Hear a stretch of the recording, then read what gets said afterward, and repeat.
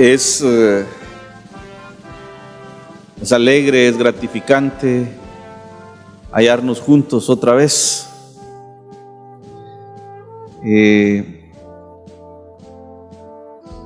Tenemos frente a nosotros la carta del apóstol Pablo a Filemón. Tuvimos ya una introducción el domingo pasado y la carta solo tiene un capítulo, pero es bastante interesante el contenido de este capítulo. Les contaba la carta del apóstol Pablo en su primer encarcelamiento en Roma, cerca del año 60 o 62 de la era cristiana. Allí él conoce a un fulano, vamos a decir así, al cual Pablo le habla del evangelio de Cristo, y este fulano llamado Onésimo se convierte al evangelio, pero la causa por la cual Onésimo está preso es que él era esclavo de un señorón por allá que se llamaba Filemón, y la ley en su momento castigaba severamente a los esclavos que escapaban de su amo. Esta es la razón por la que Onésimo está preso. Escapó del dominio de su amo Filemón.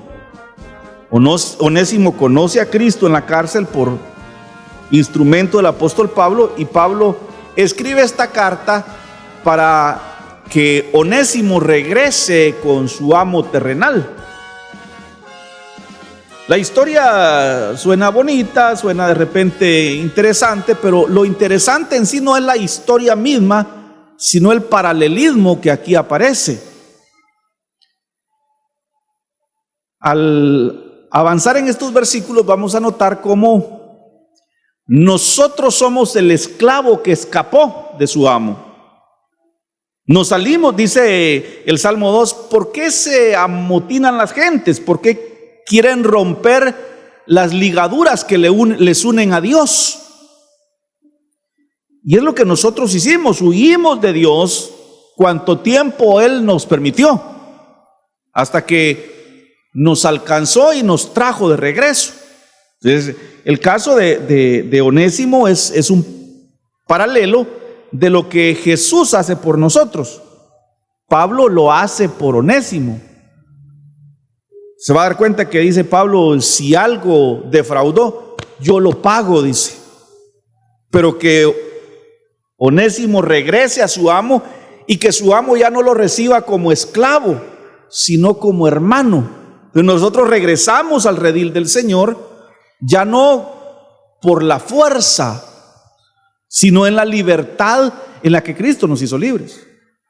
Entonces vamos a avanzar en estos versículos llevando en mente ese paralelismo, esa forma en la que, y es que lo hemos dicho otras veces, toda la Biblia tiene como centro, como eje al Señor Jesucristo. O sea, toda la Biblia nos habla de Jesús. Desde Génesis hasta Apocalipsis, este libro trata de Jesús el Salvador.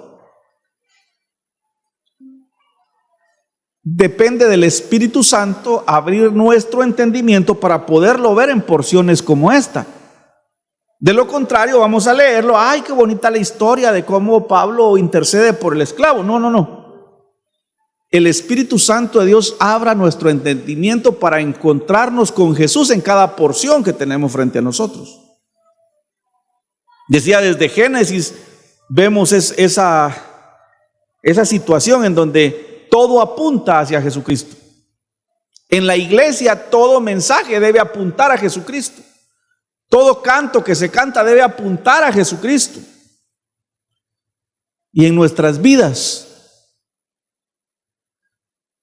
alguien dijo, ¿para dónde vas? Para donde apunta la nariz. Dijo, para adelante, ¿va? Pues que nuestra vida diaria no vaya para donde apunta la nariz, que nuestra nariz apunte hacia Jesucristo. Y hablamos entonces en esta porción de ese paralelismo. Dice, por lo cual, aunque tengo mucha libertad en Cristo para darte una orden de lo que te conviene hacer, más bien te lo ruego por amor, siendo como soy, Pablo, ya anciano y ahora además prisionero de Jesucristo. Estamos en el versículo 8 y 9 que leímos en la porción devocional. Dice Pablo que él tiene la libertad, tiene la autoridad para ordenarle a Filemón lo que le conviene o no. Desde la perspectiva espiritual, Filemón, vimos en el domingo pasado, Filemón era un hombre servicial, era un cristiano devoto. Había un grupo de hermanos que se congregaban en la casa de Filemón. Hablamos de que la iglesia en realidad se salió en cierta medida de sus propósitos para construir edificios. Recuerdo que hace un tiempo decía un hermano, tan bonito que era, dice, cuando no teníamos templo, porque todos trabajábamos juntos. El hermano fulano que nunca fue albañil echándose una cubeta de cemento para construir el templo, pero nomás terminamos la construcción, dice, se rompió ese encanto. No, es que no estaban unidos buscando a Cristo, estaban unidos buscando tener un edificio que a nosotros nos una a Cristo. El hecho es de que en la casa de Filemón había un grupo de hermanos que se congregaban buscando a Cristo, no buscando tener un edificio. Que el Señor nos libre de idolatrar este lugar. Honro la memoria de mi padre que se esforzó para que hoy nosotros tengamos un lugar donde congregarnos. Pero nuestra salvación, nuestro Salvador es Jesucristo, no este lugar. Usted no es salvo por pertenecer a este grupo. Usted es salvo por creer en Jesucristo. Y ese es el punto. Pablo dice, yo tengo libertad para mandarte lo que conviene, pero te lo ruego por amor, siendo como soy, Pablo ya anciano y ahora además preso por la causa del Evangelio. El Evangelio es así. Dios tiene el poder, la autoridad para mandarte lo que te conviene, pero te lo pide que lo hagas por amor. O sea, mire, en el momento en el que nosotros establezcamos reglas precisas para cumplir como requisito, estamos rompiendo este principio elemental del Evangelio. En el Evangelio es por amor. Nosotros nos congregamos esta mañana en este lugar para oír palabra de Dios porque amamos al Señor. No porque estemos obligados. Si alguno vino por obligación, lamento decirle que no hace nada delante de los ojos de Dios el cumplir con esa obligación. Estamos aquí por amor. Si usted no siente la devoción, el deseo de venir a la iglesia, de congregarse, de oír palabra de Dios, me temo que a lo mejor no haya creído en Jesucristo. Jesús dijo: si me amas, la evidencia de que me amas es que guardes mis mandamientos. Decía, venir a la iglesia, congregarnos, hacer lo que corresponde como cristianos, vivir una vida recta, no es una obligación. Pablo dice: todo me es lícito, no todo me conviene. Pero ¿y entonces por qué hacemos estas cosas y dejamos de hacer aquellas?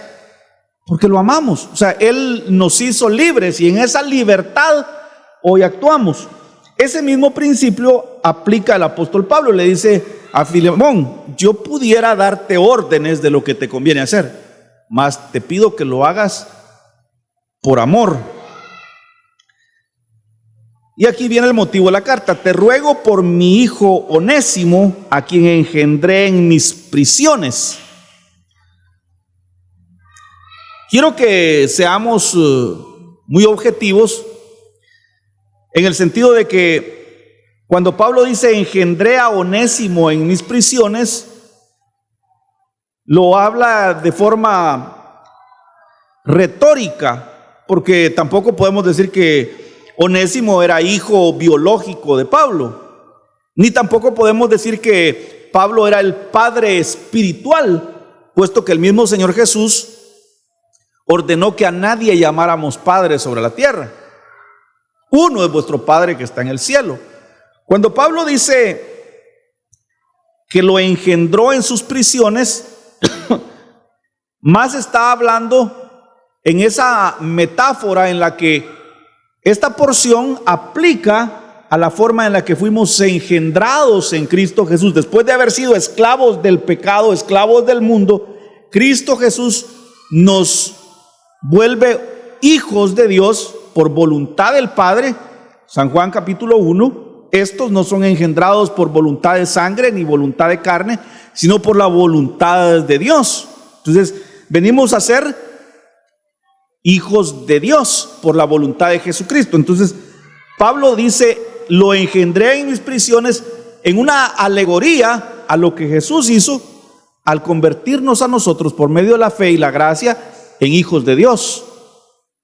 Entonces, Onésimo es engendrado espiritualmente en la cárcel, y dice el versículo 11, el cual en otro tiempo te fue inútil, pero ahora a ti y a mí nos es útil. ¿Por qué le llama inútil a Onésimo? De hecho, el nombre Onésimo del griego traducido al español es útil. Pero él era inútil. Nosotros sin Cristo podríamos tener nombre bonito, pero éramos inútiles. Andan muchos en las cantinas, en los chupaderos, fumando piedra, que se llaman Jesús,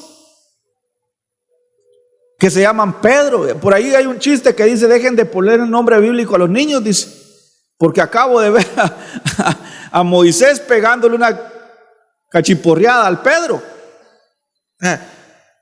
Nosotros pudimos llamarnos bonito cuando estábamos en el mundo, pero éramos inútiles. Es Cristo el que nos hace inútiles, nos hace útiles, y entonces se cumple esa porción de San Lucas 15 que dice: vosotros separados de mí, nada podéis hacer. O sea, ¿qué? Efesios 6, estabais muertos en delitos y pecados, y un muerto no sabe, no siente, no agradece. O sea, en el mundo el hombre está muerto, muerto para Dios, muerto para las cosas buenas. Y entonces,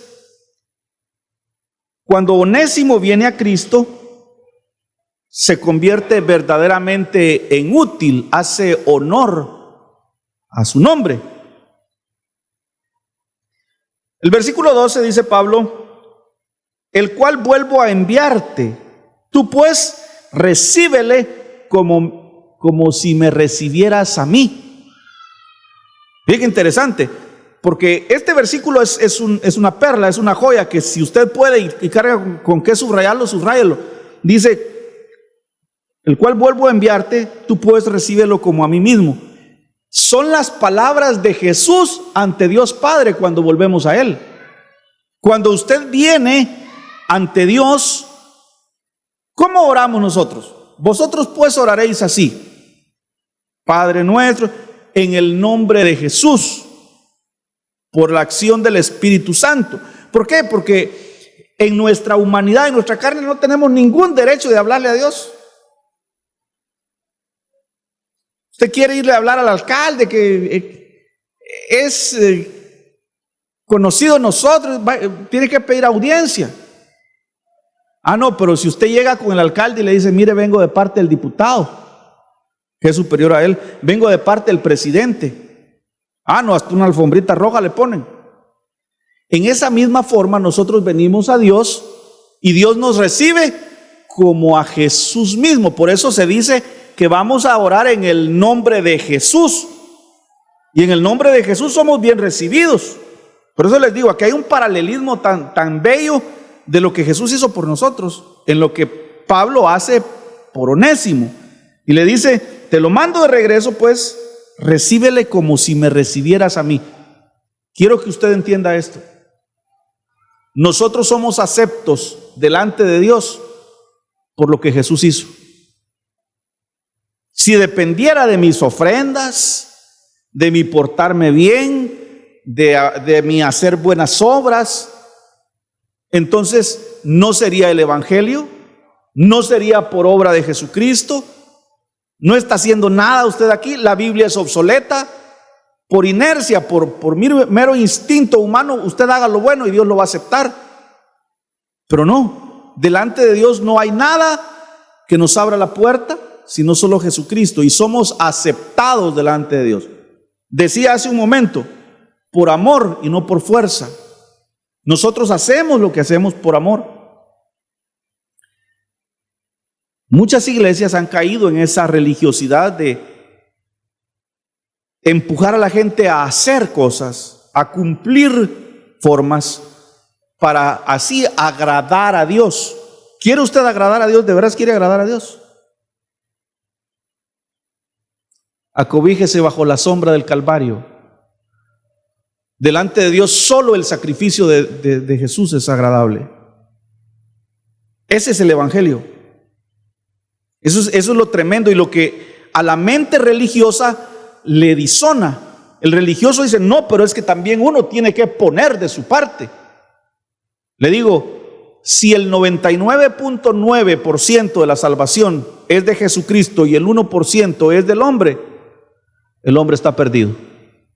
No hay ni siquiera el 1% en la salvación. Esto es obra de Dios. Y dice: recíbele pues como si me recibieras a sí mismo. Dios Padre nos recibe como si recibiera a Jesús. En el nombre de Jesús es que podemos entrar a la presencia de Dios. Yo quisiera retenerle conmigo para que en lugar tuyo me sirviese aquí en la cárcel por causa del evangelio, pero nada quise hacer sin tu consentimiento, para que tu favor no fuese como de obligación, sino voluntario. Porque quizá para esto se apartó de ti por algún tiempo, para que le recibieseis para siempre, no ya como esclavo, sino más que esclavo como hermano amado, mayormente para mí, pero cuanto más para ti, tanto en la carne como en el Señor. Mire, dice Pablo que él pudo haberse quedado con Onésimo, para que Onésimo le sirviera en la cárcel. Pero Pablo quiere ser justo y dice: no, Onésimo es esclavo por ley de Filemón. Así es que lo mando de regreso con Filemón. Le pido que lo reciba como a mí mismo, que lo reciba más que como esclavo, que lo reciba como hermano amado. Y ya, si Filemón quiere mandármelo de regreso para serme útil aquí en la cárcel, entonces no será por obligación, sino de forma voluntaria. Mis hermanos, Cristo Jesús nos hizo libres para que ya no por obligación, sino de forma voluntaria, nosotros le sirvamos. Ese es el punto. Y narra Jesús la historia de un par de fulanos. Dice Jesús, había uno, dice que debía 100 denarios. Vino su amo y le perdonó los 100 denarios, su acreedor. Había otro que solo le debía 10 denarios y también le perdonó. Y le pregunta Jesús a sus discípulos, ¿quién le amará más? Y los discípulos obviamente le dijeron, obviamente al que le perdonó más va a amar más a su proveedor, a su acreedor. Digo, nuestro servicio a Dios se ve evidenciado en virtud de cuánto Dios nos ha perdonado. Y no es que aquí haya unos más pecadores que otros, es que hay unos que todavía no hemos caído en cuenta los sinvergüenzas que somos y creemos que somos muy santos y que a mí Dios me perdonó, pero así una mentirita blanca me perdonó por ahí. Si entendemos la Escritura como debe ser, terminaríamos por concluir que somos tan pecadores como el peor criminal de la historia. En el Sermón del Monte de Mateo 5, Jesús pone el parámetro, pone la vara para medir el metro, y dice Jesús, oíste que fue dicho, no matarás, dice. Él era la ley. Y muchos se jactaban de decir, yo nunca he matado. Y Jesús les dice, mas yo os digo que cualquiera que se enoja contra su hermano es culpable de homicidio. Y así magnifica la ley en Mateo capítulo 5, de tal manera que si nosotros lo analizamos detenidamente nos damos cuenta que somos asesinos, somos adúlteros, somos la peor porquería. Y deberíamos de ser el deudor a quien se le perdonó más y consecuentemente amarle más. Ponía recientemente el ejemplo de la ovejita, ¿no? El pastor tiene su rebaño y por ahí sale un becerrito más pícaro, se pierde en el monte y el pastor va a buscarlo. La parábola de las 99, ¿no? Y cuando la encuentra, el himno dice, la tomó en sus brazos. No, hombre, es que la tomó en sus brazos porque el método que usan los pastores de ovejas es que cuando encuentran una oveja que ha sido picarita y se pierde, es quebrarle una pata. Le quiebran una pata de un varazo y ya con la pata quebrada se la trae chineada de regreso. Y como está con la pata quebrada, ahora él le da de comer en la boca, le da de beber, la lleva a dormir, la levanta en la mañana y después de 2 o 3 meses que la quebradura ha sanado, la suelta y la deja libre. Adivinen con quién quiere estar esa oveja. O sea, cuando usted no quiere venir a la iglesia, cuando usted no quiere servirle a Dios, demuestra que usted todavía no le han quebrado la pata.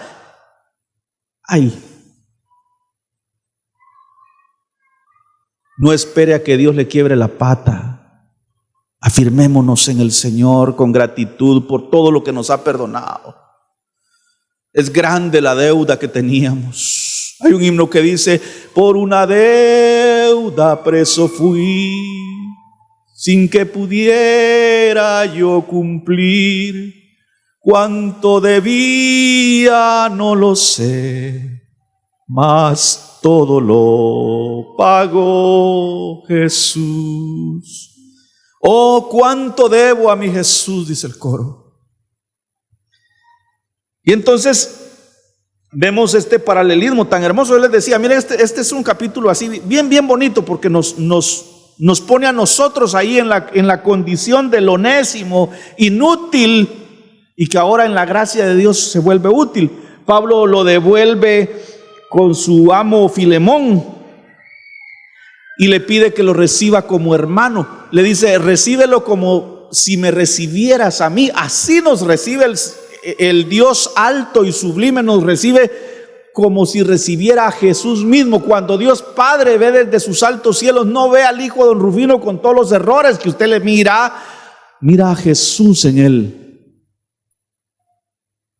Ya no como esclavo, sino como hermano amado. Y le dice Pablo el versículo 17, así que si me tienes por compañero, recíbele como a mí mismo. Y si algo te dañó o te debe, ponlo a mi cuenta. Yo, Pablo, de mi mano te lo pagaré.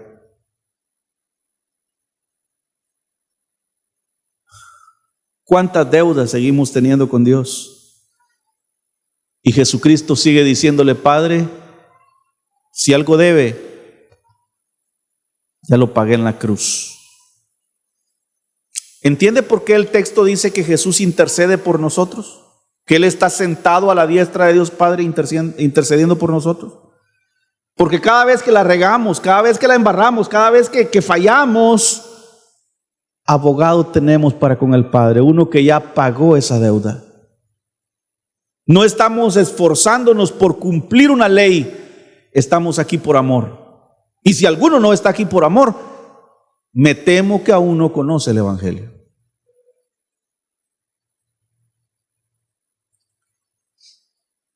Yo, Pablo, lo escribo de mi mano, o sea, de mi puño y letra, yo firmo que yo pago toda deuda. No por decirte que aún tú mismo te me debes también. Sí, hermano, tenga yo algún provecho de ti en el Señor, conforta mi corazón en el Señor. Te he escrito confiando en tu obediencia, sabiendo que harás esto que te pido y aún más.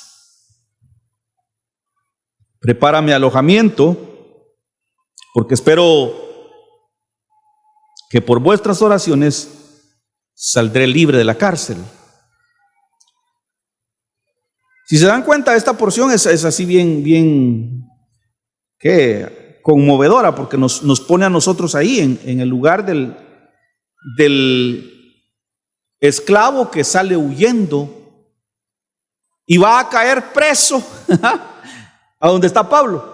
Nosotros, huyendo de Dios, en algún momento caímos en el lugar y a la hora precisa, cuando Dios nos quería, y pum, que nos quebró el corazón y nos volvimos a Él en arrepentimiento y le rogamos que cambiara nuestras vidas.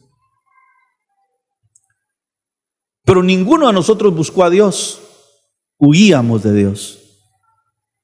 Ninguno de nosotros hizo méritos, los hizo Jesucristo en el Calvario.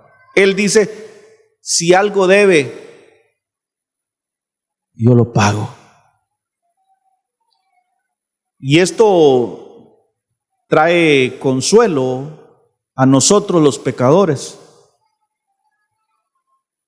Óigalo una vez más, si algo debe este hijo de don Rufino, dice Jesús, yo lo pago. Si usted no encuentra consuelo en estas palabras, no ha entendido el Evangelio. Estas palabras consuelan de forma tan increíble, porque si somos muy honestos, como dijo el finado Mayuga, ser evangélico es cosa de hombres. Es algo que no podemos llenar. Yo le decía, pero ¿por qué si tu mamá es evangélica y ella es mujer? Le decía yo. Porque mi mamá es más hombre que yo, me dijo. Somos incapaces de cumplirle a Dios. Y todos los días le fallamos con nuestras palabras, con nuestros pensamientos, con nuestras acciones, con nuestras omisiones. O sea, mire, definitivamente somos incapaces de cumplir. Y Él dice, si algo debe, si algo te rompió, yo pago. No hay deuda alguna. todo, absolutamente todo, lo pagó Jesús. Y termina la carta con un saludo para Epafras, que era diácono en la iglesia que se congregaba en la casa de Filemón, compañero de prisiones por Cristo Jesús. Marcos, Aristarco, Demas y Lucas, mis colaboradores. La gracia de nuestro Señor Jesucristo sea con vuestro espíritu. Amén. Y si se dan cuenta, la carta a Filemón no menciona a Jesús por ningún lado, pero nos pone a nosotros ahí, ante Jesús, pagando nuestra deuda. Padre precioso, yo quiero darte gracias por Jesucristo, mi Señor, mi Salvador, mi Libertador. Gracias porque en Él hemos sido perdonados, hemos sido alcanzados para gloria de tu nombre. Y ya no pesa sobre nosotros ninguna deuda. Dice el apóstol Pablo en otra parte que quitaste en Jesucristo el acta que nos era contraria y fue colgada en la cruz nuestra carne. Por esta razón, mi Señor, podemos, como dice Pablo a los filipenses, acercarnos al trono de la gracia confiadamente y alcanzar misericordia para el oportuno socorro. Quiero darte gracias por cada hermano presente, Señor, por cada testimonio que hay ahí, Señor, por cada vida. Cada vida es un testimonio de tu obra, de tu gracia, Señor. Gracias por los hermanos Palma Alvarado. Gracias por la vida de José Manuel, Señor, y por lo que estás haciendo en sus vidas. Nunca les predicamos un evangelio donde todo iba a estar bien, pero sí les enseñamos un evangelio donde tú estás presente, mi Dios. Y nos satisface que en medio de la prueba han mantenido la fe y aquí están de regreso en la iglesia, Señor. Te pedimos tu fortaleza, tu gracia y la respuesta, Señor, a sus peticiones. En el nombre de Jesús. Amén.